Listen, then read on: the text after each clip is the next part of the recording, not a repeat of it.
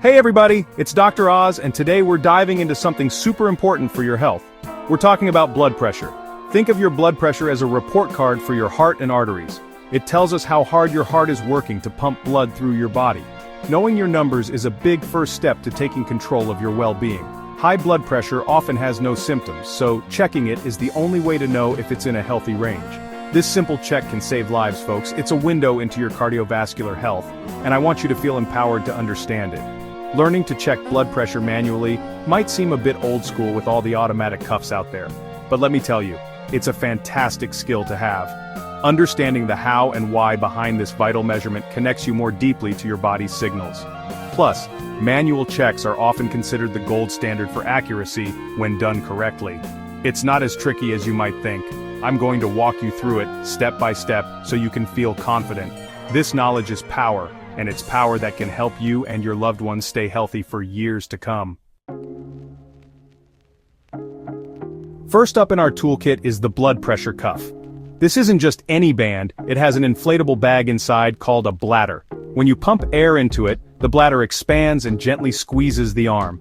This temporarily stops blood flow in the main artery of your arm, the brachial artery.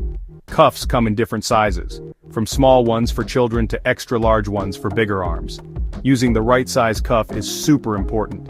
If the cuff is too small, your reading might be falsely high. If it's too big, it could be falsely low. Always check the sizing guides on the cuff itself.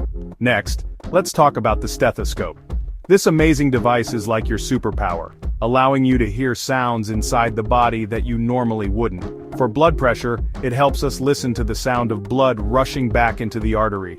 A stethoscope has a few main parts. There are the earpieces, which should fit snugly and comfortably in your ears. Then there are the tubes, which carry the sound. And finally there's the chest piece, which is the part you place on the person's arm. For blood pressure, we typically use the diaphragm. Before you even think about wrapping that cuff, let's make sure the person whose blood pressure you're checking is properly prepared. They should be relaxed and comfortable. Ask them to sit quietly for at least 5 minutes beforehand. This means no rushing around or stressful conversations right before the check.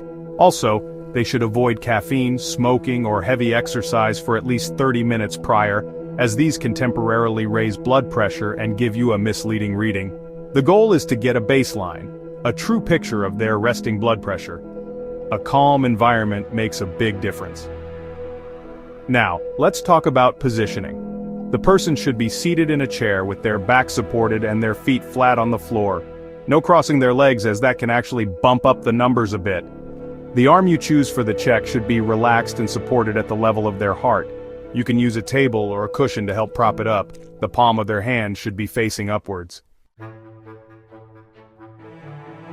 Section 4. The art of listening, using the cuff and stethoscope. Alright, the person is comfortable, and you've found that brachial artery. Now it's time to apply the blood pressure cuff. Unroll the cuff and make sure it's completely deflated. Wrap it snugly around their bare upper arm. The lower edge of the cuff should be about an inch or 2 to 3 centimeters above the bend of their elbow. This ensures the inflatable bladder is positioned correctly over the brachial artery. Most cuffs have an arrow or a marking indicating where it should align with the artery. Make sure it's not too tight. You should be able to slip 2 fingers under the edge, but also not too loose, or it won't inflate properly. Once the cuff is in place, it's time to inflate it. First, feel for the radial pulse at their wrist, on the thumb side. While keeping your fingers on that pulse, start squeezing the pump bulb. Watch the needle on the sphygmomanometer. You'll inflate the cuff quickly until you no longer feel the radial pulse. Note the reading on the gauge when the pulse disappears. Then, inflate the cuff another 20 to 30 millimeters of mercury beyond that point. Section 5. Understanding the numbers, systolic, diastolic, and your health. As you slowly release the air from the cuff, you'll be listening very carefully for a series of sounds. These are called Korotkov sounds. Imagine a river that's been dammed up. When you first open the dam a tiny bit, the water starts to spurt through. That's kind of what's happening in the artery. As the pressure in the cuff drops below the pressure created by your heart's contraction, blood will start to spurt through the compressed artery. This creates a distinct, clear tapping sound. These Korotkov sounds are your guide to finding the blood pressure reading. They are the heartbeat sounds you are listening for. The very first moment you hear that consistent, clear tapping sound, look at the sphygmomanometer. The number the needle is pointing to is the systolic blood pressure. This is the top number in your blood pressure reading, like the 120 and 120 over 80 millimeters of mercury. The systolic pressure represents the maximum pressure your heart exerts while beating, pushing blood through your arteries to the rest of your body. When you stop hearing the beat, this absence of beat is the diastolic blood pressure reading, or the bottom number in a blood pressure of 120/80ths.